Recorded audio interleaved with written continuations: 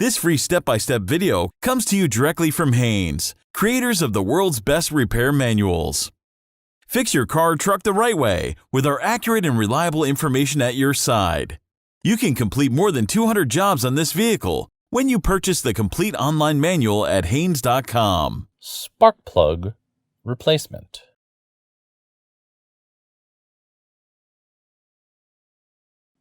While you are waiting for the engine to cool, check the new plugs for defects and adjust the gap if necessary. The gap is checked by inserting the proper thickness gauge between the electrodes at the tip of the plug.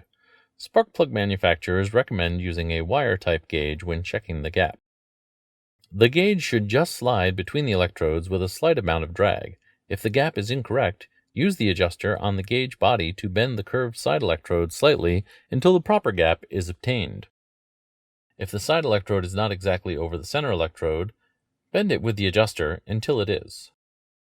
Also check for cracks in the porcelain insulator. If any are found, the plug should not be used.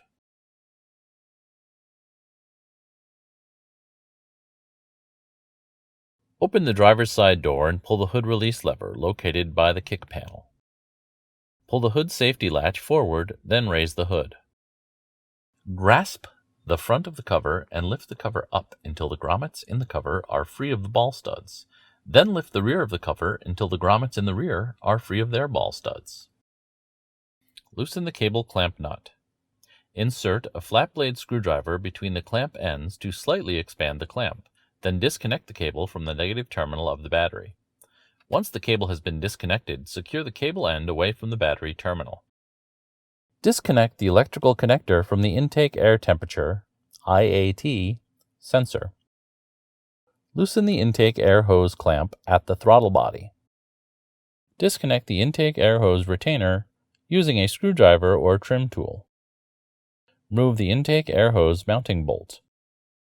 Carefully disconnect the intake air hose from the throttle body. Loosen the intake air hose clamp at the air filter housing.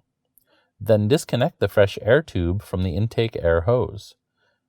Then remove the intake air tube from the engine.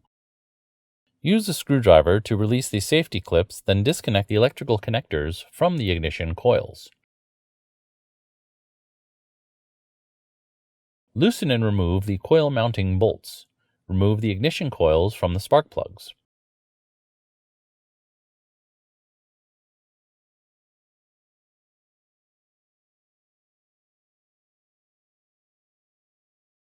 Use compressed air to blow any debris out of the spark plug holes. Using a spark plug socket and extension, remove each plug.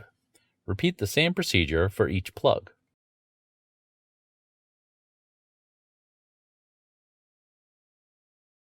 Apply a small amount of anti-seize compound to the threads of the plug before installing them. Install the spark plugs. It's always a good idea to slip a short length of rubber hose over the end of the plug and use it as a tool to thread into place. The hose will grip the plug well enough to turn it, but will slip if the plug begins to cross-thread in the hole. This will prevent damaged threads and the accompanying major repair costs. Screw the plugs in as far as possible by hand, then tighten them to the specified torque setting.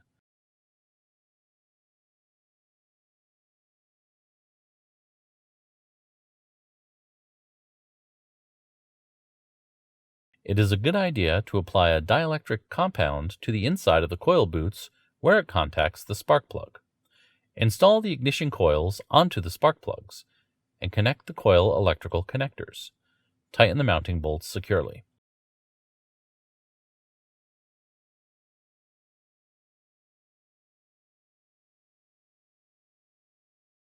Install the intake air tube ends onto the air filter housing and throttle body. Then connect the fresh air tube to the inlet duct.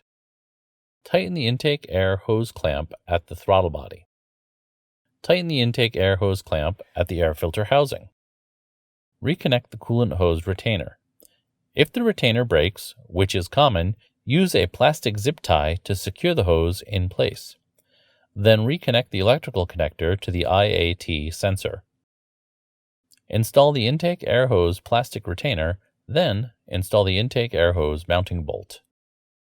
Tighten the intake air hose mounting bolt securely. Connect the cable to the negative terminal of the battery. Tighten the cable clamp nut securely. Locate the 4 ball studs on the engine and the 4 grommets on the cover. Place the engine cover on the engine, aligning the grommets with the ball studs. Once they are all aligned, push the cover down until the grommets lock into place on the ball studs. Close the hood.